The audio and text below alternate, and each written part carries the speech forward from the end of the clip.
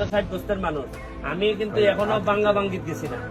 আমার কথা হইলো যতখান সইয়া সইয়া আমি যতখান উন্নয়ন করতাম পারি, কিন্তু আমার যদি আপনারা বাধ্য করেন, আমি কিন্তু আর আগামীবার এমপি হইবার লেগে না। আপনারা মনে করেন না যে আমার ভোটের চিন্তা আমি করি যে আগামীবার নিয়ে এমপি দিব।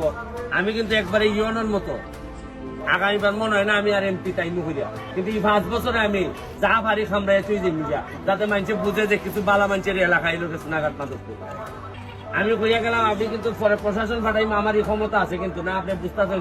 আপনারা যারা মালিক আছে, আমারই কেন 80 লাখ টাকা গেছে, 81 লাখ টাকা গেছে, এটা আমার বহুত কষ্টের পয়সা গেছে।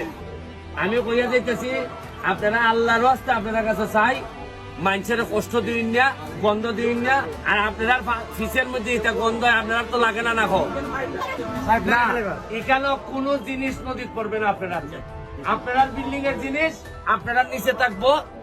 আপনার যেভাবে বাসা বাড়ি হয়, বাসা বাড়ির ভিসিটা কিন্তু সব বাসা বাড়ির ভিসিটা নদী আছে নি, চলে কেমনেরা সিস্টেম করলে আপনারা চাইতেছেন মাগ না হইতেন যে সব ফালাই দিতাম নদীর।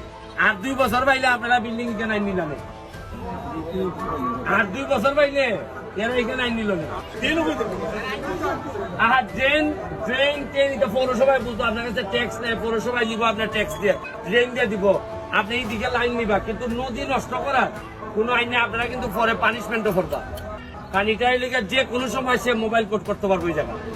আর আপনারা দেখুন ওই যখন এই বিল্ডিং এর মধ্যখান পর্যন্ত পড়ছে, তারপরে আমি মনে করি তার নিজের মানুষ সব আমি সইয়া সইয়া করতেছি আস্তে আস্তে মানুষের ক্ষতি না করিয়া।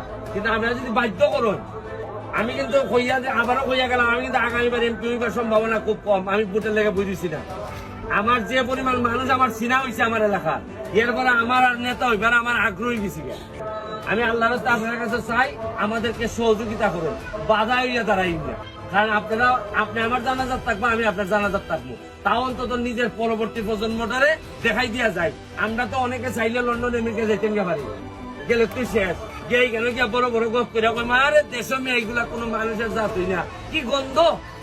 কিন্তু কিছু মানুষ তো থাকতে যাইবো, আমরা পরবর্তী প্রজন্ম তো বাংলাদেশে থাকতেইব। ঠিক আছে, থ্যাংক ইউ।